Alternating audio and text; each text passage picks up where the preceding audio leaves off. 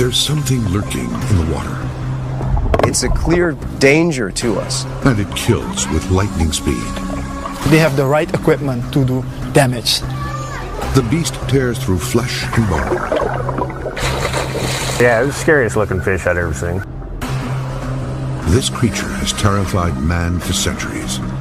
They will readily take over an area and become the dominant species. Now the deadly beast has set its sights on America.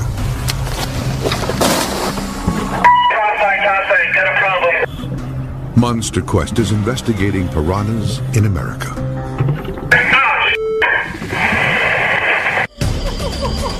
People around the world report seeing monsters. Are they real or imaginary? Science searches for answers on Monster Quest.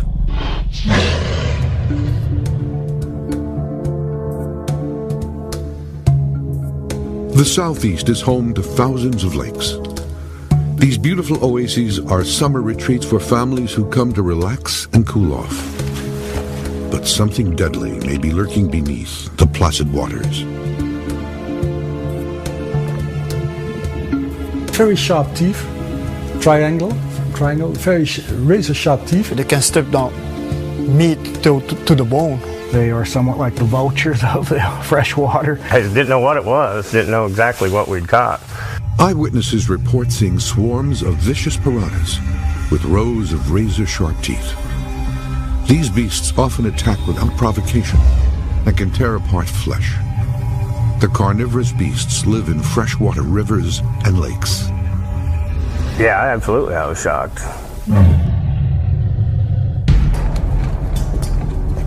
Alan Carlson and his buddies were headed toward a local reservoir.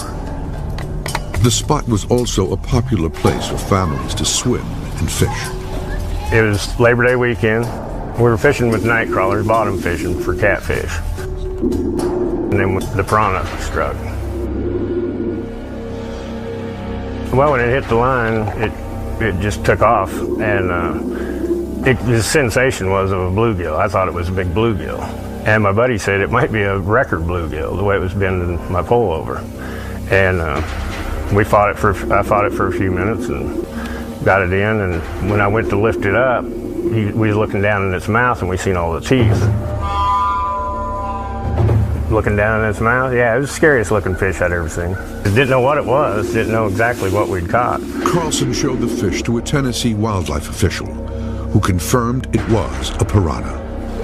Word spread quickly. The day I caught the piranha, there was little kids out there on a boat swimming. Neighbors around here all came out to see what was going on, and the young kids, their parents said they didn't know if they'd let them swim in there again for fear of them being bit by the piranha. Carlson believes the fish may be breeding and spreading across the country. People think that they may be adapted and breeding in these lakes.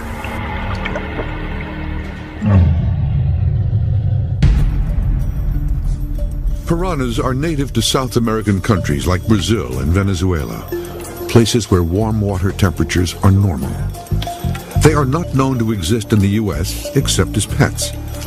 But suddenly, reports of sightings are emerging from around the country. Some question their legitimacy.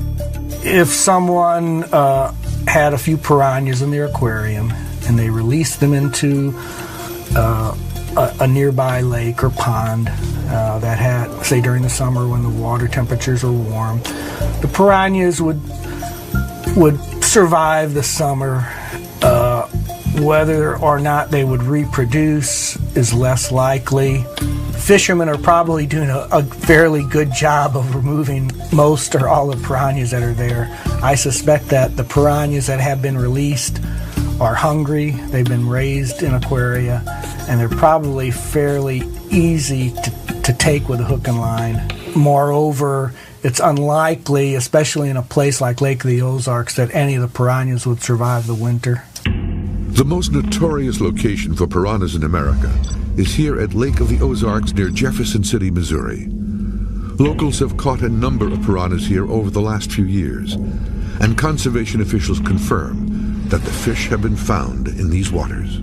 If you catch a piranha every year for 3 years, eventually you need to start considering the possibility that there could be something here. Monster Quest is here to investigate the sightings and see if piranhas are capable of surviving in these cold climate lakes. What we're trying to figure out while we're here is, will Lake of the Ozarks habitat support a breeding population of piranha? Dale Pearson, a professional diver, will lead the expedition. I think the chances that there's a breeding population in the lake are actually greater than the chances of someone catching one stray piranha on 500 miles of coastline. Pearson has enlisted local fishing guide Jack Uxa to assist him. We're down here trying to find evidence of piranha habitat. I know there was one caught at the 5-mile marker. There's some conservation guys that are working up the Glaring Glaze with some trap nets for fish. We'd have to go check out up there. It's a spring area with consistent water temperature. We know piranha exist. We know they've caught them in the lake. So now it's more a matter of finding the pieces of the evidence to support that this thing can live here year-round. The team will submerge a baited underwater surveillance system in the lake. They will also search for warm water inlets where the piranhas could survive the cold winter months when the water temperatures dip into the 30s. And Monster Quest will work with state conservation crews to see if fish traps uncover any signs of the flesh eaters. You guys ready? The team sets out in search of a location to deploy the surveillance equipment. The plan is we're going to go to an area where the Department of Fish and Game does trap netting for crappie, and if there's a chance that we're going to find a piranha in the lake, that's probably a really good area where we're going to find it. So we're going to go there, set up a camera trap system and some bait, leave it there overnight, and see if we can bring something in. The fact that they've caught piranha here every year for 3 years, something this big tells me that it's probably not just a pet that's loose. Where we're going, it's a clear section of the lake. That'll be good. That way we can set up that camera trap, get the bait down there, and give it 24 hours, come back tomorrow, yank it out, see what we get. They find a spot about 50 feet from shore. Near where a freshwater stream feeds into the lake. No, you know what? We got about 3 foot right here. 3 foot of viz. Well, I'm going to take this chicken, stick this rope through the chicken, and then I'm going to tie it to basically just a marker buoy so we know exactly where it is. We're using a dead chicken because piranhas like dead stuff. They like to eat dead stuff and obviously small live stuff, but you know, a dead animal in the water is always going to bring whatever is around, especially like a nice greasy chicken giving off the scent and stuff like flesh. that. Yeah, and he's got us right here by a stream coming in, so the current's going to come through and kind of push that scent out here into the main part of the lake. So that's the theory, that whatever's out here is going to come in and check out what we got. That's when we take the picture. Oh, I think this is going to work out good. I think if there's something in this lake, it's going to be chewing on chicken tonight. We're going to have it anchored, and we're going to have it right in front of the camera. The team prepares the camera. This is a Harbortronics Aquapic 360, and it's basically an underwater surveillance camera that you can leave in one area for extended periods of time, and it shoots a 360-degree multiple images, so that way whatever comes around your camera from any direction, you have a way better chance of getting a shot of it. You just flick it on here. Now it takes a shot. Turns.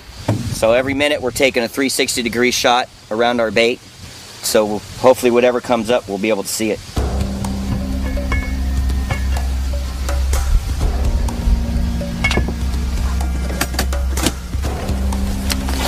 Pearson gears up to dive into the murky lake.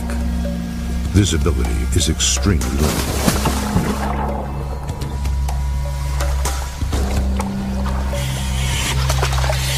Got it. You got it?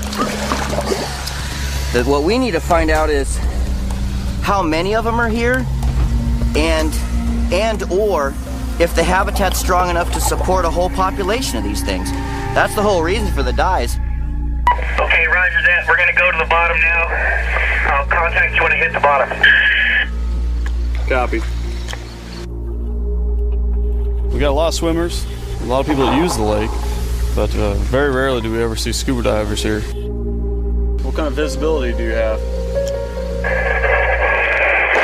Topside visibility is approximately 2 feet to 3 feet. Bottom is a thick, silty mud in the middle of the channel, leading up to a hard, rocky bottom on the outside. There's some submerged brush down here, and actually there's a lot of fish. There's fish come up to me already. Over. Suddenly, something strikes Pearson's leg. Topside, got a problem. Over. Freaking electrical wire. There's electrical wire down here. Ah, there's more of it. Monster Questers traveled to Missouri's Lake of the Ozarks, searching for evidence that flesh-eating piranhas have invaded American waters. Native to South America, piranhas are an ancient species that have been around for more than 8 million years. Not a lot is known about many of the South American fishes. The fossil evidence of the freshwater fishes is fairly poor. There have been discoveries in recent years of bits of pieces of jawbones of different piranha species, some such as this mega piranha. The modern piranha is thought to have evolved from the Mega Piranha parensis, which went extinct 10 million years ago. This prehistoric beast developed a distinctive row of flesh-shredding teeth, nearly an inch in length. Scientists believe this evolution may have occurred when food sources became scarce. 4 times as large as modern piranhas, these ancient beasts were big enough to kill and devour other animals on their own, instead of working as a group. The modern-day piranha was unknown to many Americans until 1914. Teddy Roosevelt, when he traveled to Brazil on an expedition with his son, also wrote about piranhas.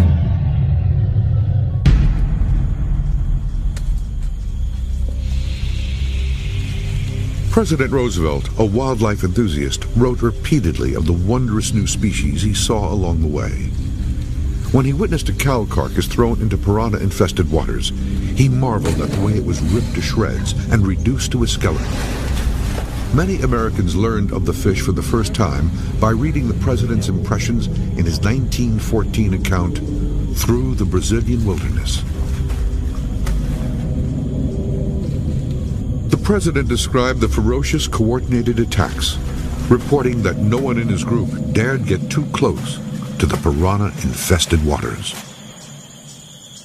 Teddy Roosevelt thought that piranhas were one of the most, in his opinion, ferocious fishes. Roosevelt helped cement the piranha's reputation as a man-eater. He wrote that it would snap off a finger that skimmed the water from a boat, mutilate swimmers, or devour any injured man who dared enter the water. The highly publicized trip drew other American explorers to the Amazon. They confirmed the piranha's appetite for flesh, as evidenced by this photo taken in the 1930s near Mato Grosso, Brazil. It shows a piranha victim with the flesh stripped from his body. The piranha's reputation would be exploited for the next century in popular culture.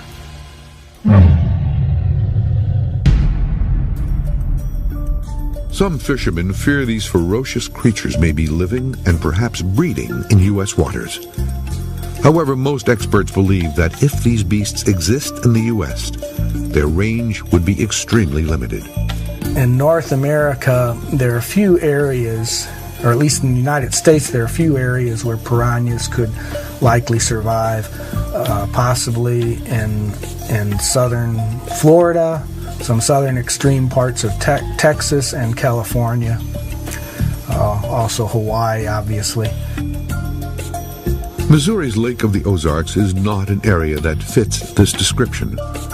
The water temperature here can reach 90 degrees in the summer, but during the winter, much of the lake freezes. The piranhas being found here are all part of the red-bellied subspecies, which may be able to better tolerate temperatures below 55 degrees. Piranhas are a lot more diverse than people had realized. There's over 40 different species. They come in all different sizes, variation in shapes. They feed on a lot of different things. It is possible that there are some piranha populations that have greater tolerance to cooler temperatures than others.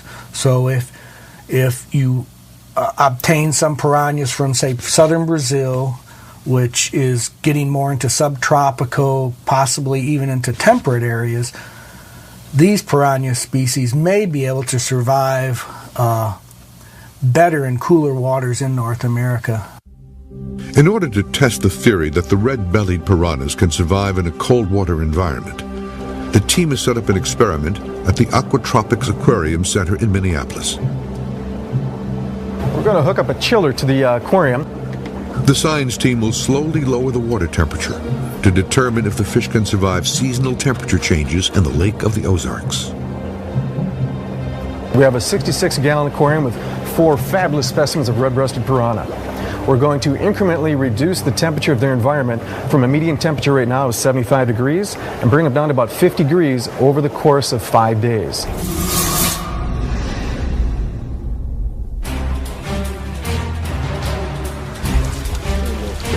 The expedition team is searching the lake for evidence that the piranhas aren't just surviving here, but breeding as well. The team loses radio contact with diver Dale Pearson. I'm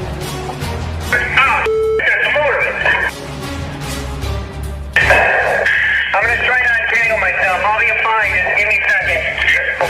There's a lot of down here.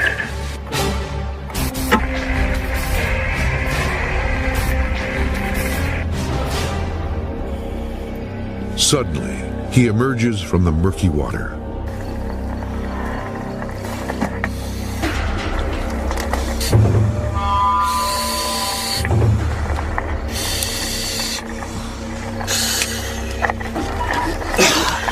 That sucked. This ain't no fishing string. You can't cut this with a knife. That was dicey. It was like some dude took a bunch of this crap and was lashing logs or like made a raft or something. And this stuff was just sticking up all over. And as I swam over it, it just whoop. That's part of being at a lake that's got a lot of fishermen. We've put a lot of brush piles in the lake. And some fishermen will use electrical wire to keep everything snug to the bottom so they know where it is.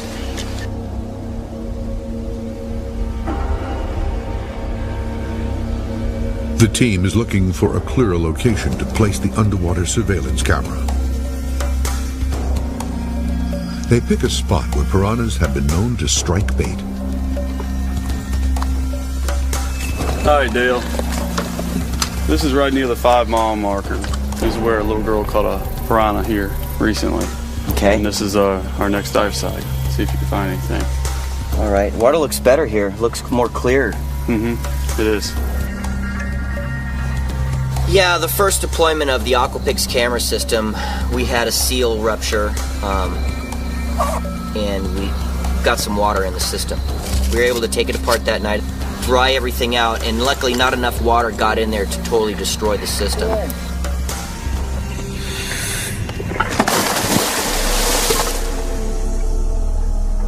The second camera system will be baited with chicken to see if the meat attracts the flesh-eating piranha. You know, the other thing that's pretty freaky is that little girl that caught this piranha, it wasn't a little piranha. It wasn't one of those little ones that are just like the size of bluegill. It was about 12 inches long. Water temperature 57 degrees. Copy that, 57 degrees.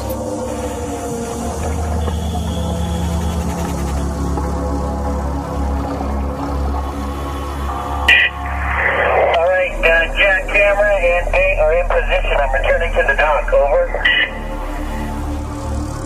I'm kind of excited to see what kind of video results we get out of it.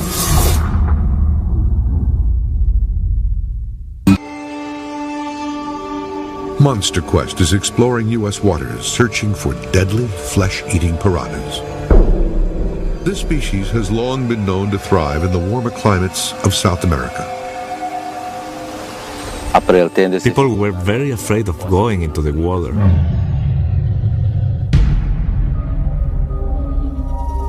8-year-old Shaquille Sebejo was swimming in the river with a group of children. And suddenly, there was a churning in water. There was a tourist boat on the side of the river, and the visitors threw some food stuff in the water where the boys were swimming. My boy got bitten. The food had attracted a pack of hungry piranhas, and the children were caught in the middle. The kids started running out of the water. Shaquille was not fast enough. I was shocked. My boy was bleeding heavily. I saw his 2 toes were bitten off. Pieces of the 2 toes were gone.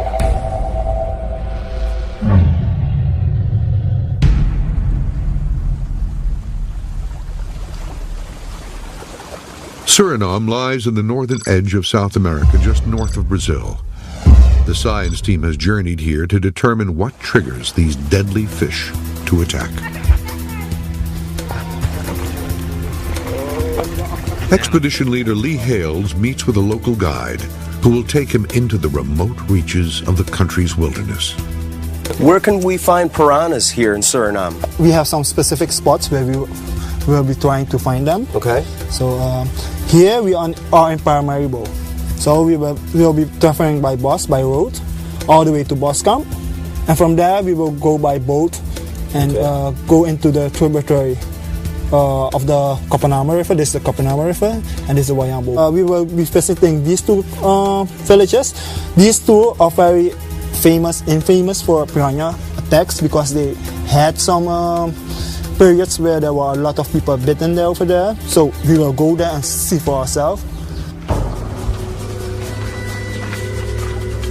Some of these towns are so remote, the only way you can get to them is by boat.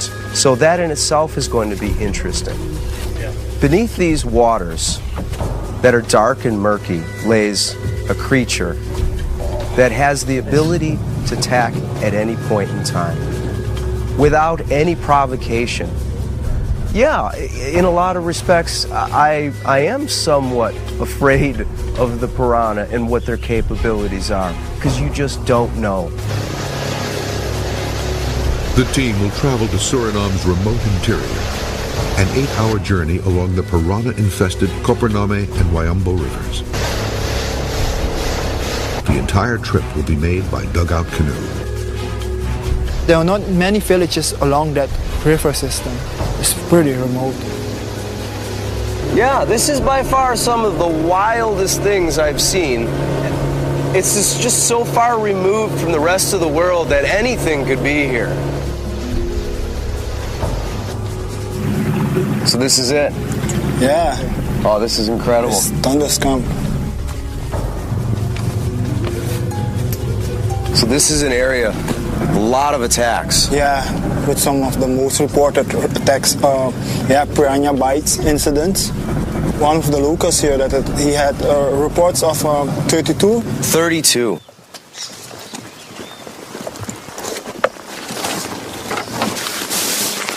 The team arrives in the remote village of Dondeskamp, where the locals live in fear of the flesh eaters. Hello. Nice to meet you. And the bites were from very light bites to very bad bites. They were missing finger pieces, toe pieces. The wounds were severe. Jan Monde, a local doctor, has treated most of the piranha bite victims. Wow, this is all of these people here. This is a long list of people. It's something. This lady was bitten twice. This one? There was also a lady who was bitten 3 times on the same toe. In the period, well, this period was very bad because you'd only have to enter the water or splash with your fingers or feet and you would get bitten. There were many people missing fingertips or parts of their toes. People were very afraid. They were scared. They were very afraid of going into the water. Then there is a sudden commotion on a nearby dock. A fisherman has caught a large black piranha. Can you make a certain noise? So, when they're caught. You see the teeth? Nasty. Wow. Yeah. I mean, that is truly predator teeth. That is something. Wow. How many? Millions of these guys are in this river. The doctor has told the team about a nearby lake that has one of the largest populations of piranha in the country, an ideal location for testing attack triggers.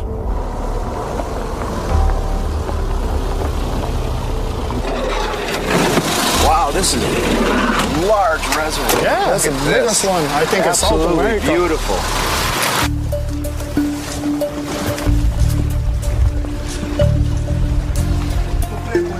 Yeah.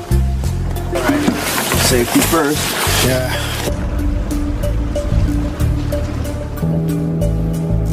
So, this is more or less a man-made lake. Yeah, that's a man-made lake. Now, because of that, there's a lot of piranha in this area. How much do you think? Must be millions. Do some of the people live along the edge of this reservoir? Yeah, a lot of people that live around here. So they come down and bathe in the water as we were seeing in these other locations? Yeah, they bathe in the water, but do their laundry, wash their dishes right in the reservoir. Well, it's kind of a hot day today, and normally I wouldn't mind going swimming, but I feel a little apprehensive in this area. The team has found a good place for their test. First, they'll try to determine what type of prey is most likely to trigger the piranhas to attack.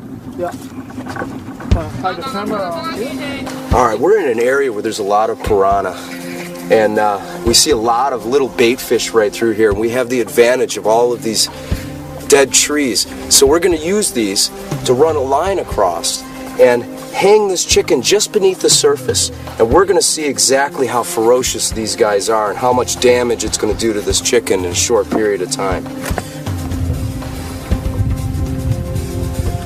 Make sure we use every little bit, little blood right there in the water. They are attracted to blood, much like sharks are. Calling in dinner time. The team set several nets with raw chicken bait. All right, we're hoping we're going to come back and we're going to get a first-hand example of what a piranha is capable of. The team also sets up a net designed to snag fish as they swim by. And I want to set a gill net out here just so we have a couple of different things we can try to see what type of piranha live in this area, how many, how big.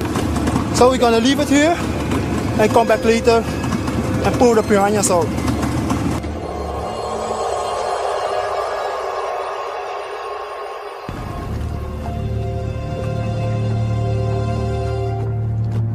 The team checks their traps throughout the day.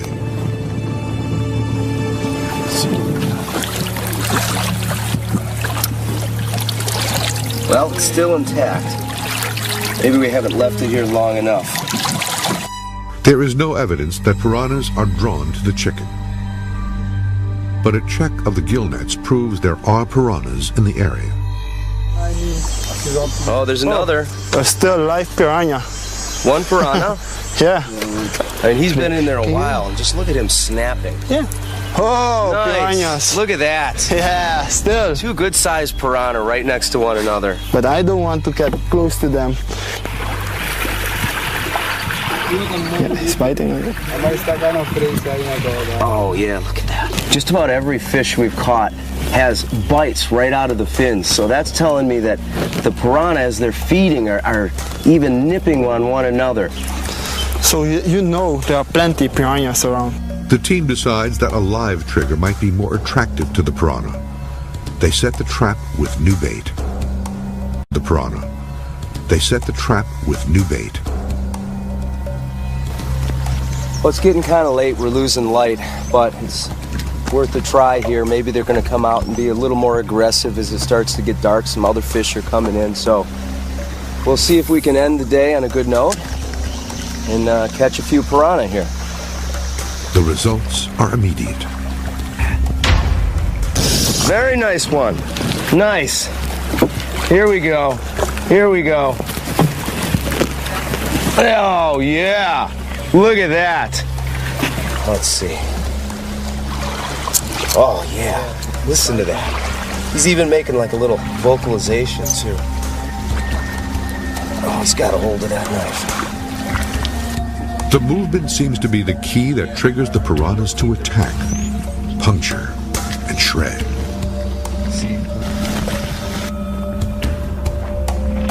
Piranha.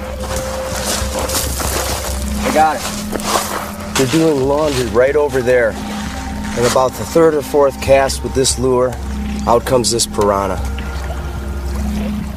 Wow.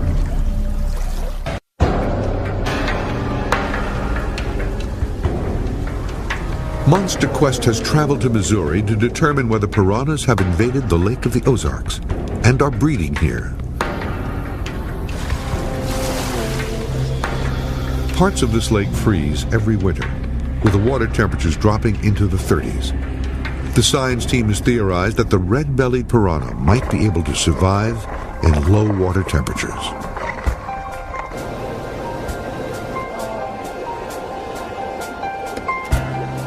Over the course of these 4 days, we've now dropped the temperature down to 60 degrees Fahrenheit.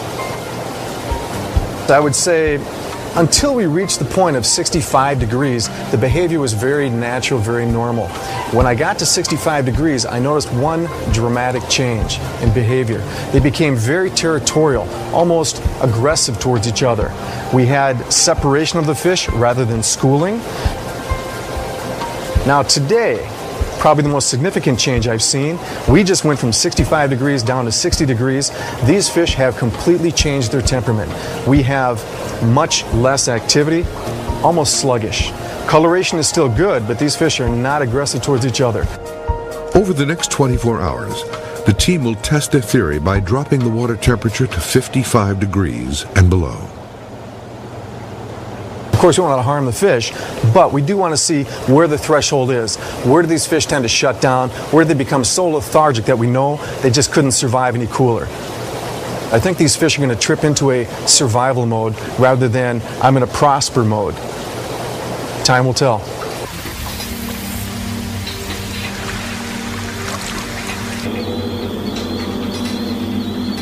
Despite the evidence, some scientists are skeptical that piranhas could survive in the U.S. I've been the biologist here at Lake of the Ozarks since 1991, and during that time I have heard of probably 3, 4, maybe 5 people catching piranha. I've had a couple of them send pictures to me, and they were the red-bellied piranha. More than likely these fish were people, they originated from people that had them in an aquarium and either got tired of them and let them go, into the lake. The fact remains that a number of piranhas have been caught in the Lake of the Ozarks over consecutive years, leading some to suspect the beasts may be breeding. This is a huge lake, dude. The chances of one person letting a piranha go and then someone else catching it, there's got to be a population of piranhas in here. The expedition team is trying to determine if the piranhas are surviving the winters here. What we're trying to accomplish is to prove that the habitat exists to maintain a population of piranhas. The team is joined by the Missouri Department of Conservation. So we're coming up right now. This is the Missouri Department of Conservation. They're doing trap nets out here, and we're going to get a chance to work with them today and see what kind of stuff that they're getting when they pull these nets up. The Department of Conservation has been monitoring fish populations carefully, looking for signs of these killer fish. What we're doing today is running trap nets for crappie. We do an annual survey. On a given day, we'll catch anywhere from 200 to maybe 500 crappie. The team will check the nets to see if they snag any of the invading piranhas. So how many of these nets do you guys put out? We run 15 nets. White crappie, 8-9. But so far, there is no sign of the monster. Black, 8-4. While the water temperature here is cold, there are parts of the lake of the Ozarks that are fed year-round by underwater springs. This means parts may remain warm enough for the flesh eaters to survive year-round. All right, Daryl. This is the spot I was talking about. Okay. This is the spring where it enters into the lake. Right over here, about a quarter mile is where it comes out of the cave. All right. This is 48 million gallons of water a day. 48 million gallons a day pouring out of here? Comes right through here.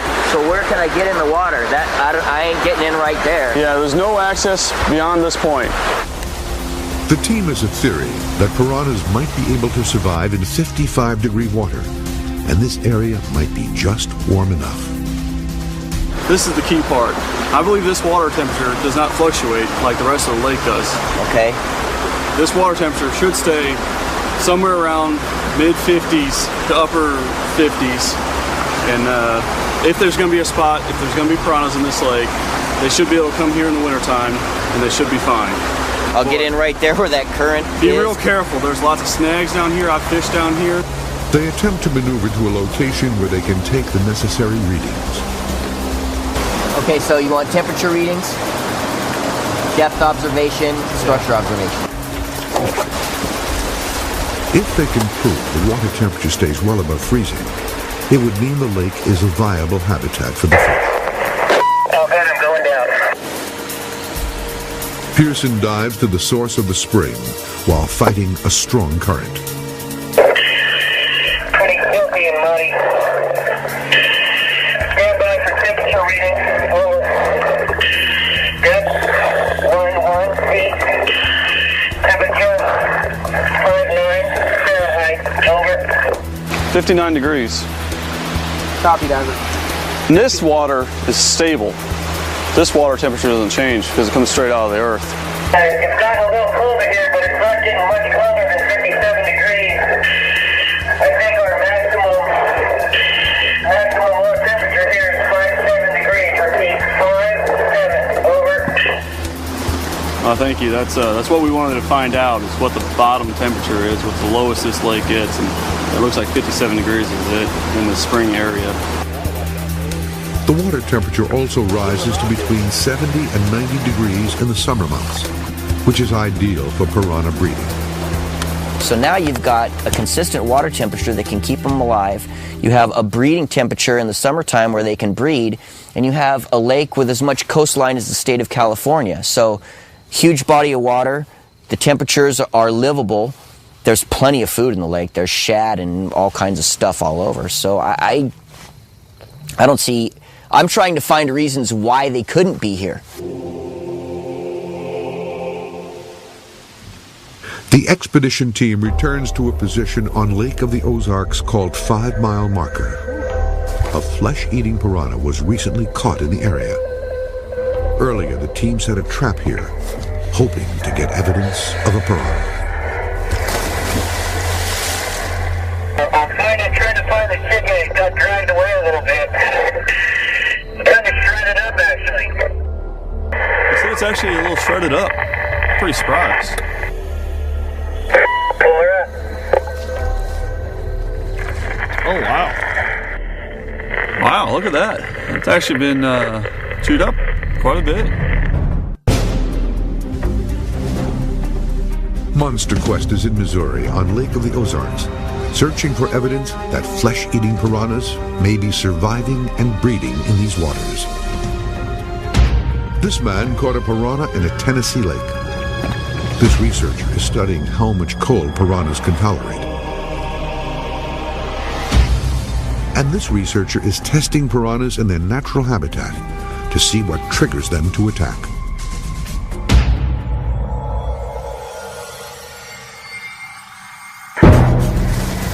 The expedition team is examining the baited camera traps.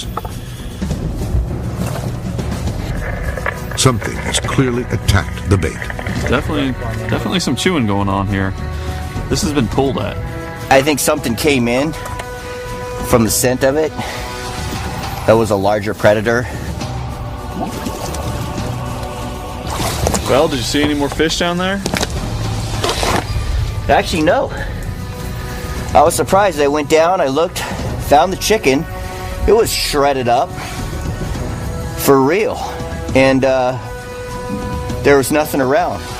The team checks the underwater footage, but none of the cameras show piranhas, only native fish.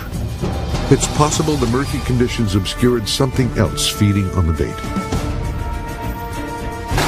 Yeah, it's kind of funky being in this lake, honestly, because the light drops extremely fast. Like when you go down there, you lose light pretty much immediately. If there's a school of piranha in here, you're not going to find them. The visibility in here is to the point to where any fish is just going to disappear.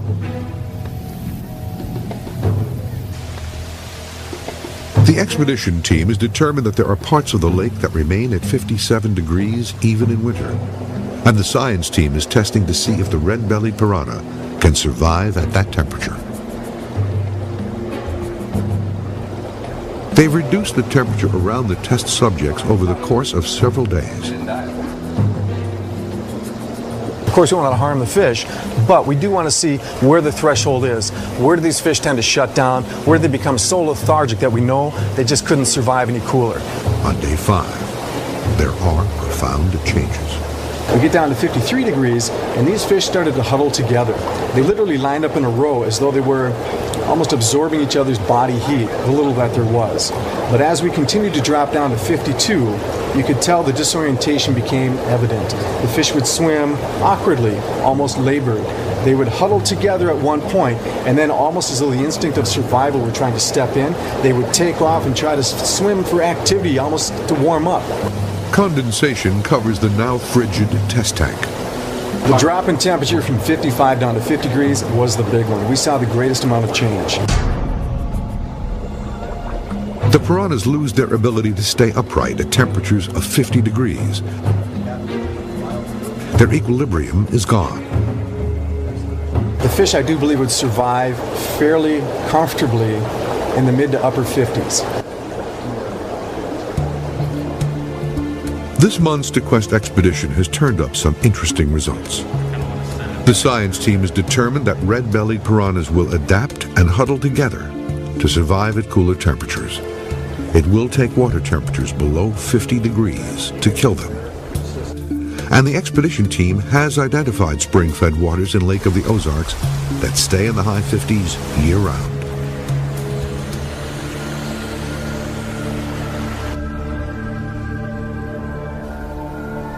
My gut tells me there's very few piranhas in this lake. There's probably a handful out there. It would easily become an A-list predator and actually have very devastating effects on the native fish species, not to mention the encounters that you're going to have with humans and other animals that might venture into the water. So the scary thing is that on a body of water the size of Lake of the Ozarks, if you get a piranha breeding population in here, you're never going to get it out. It's just going to get bigger and bigger and bigger.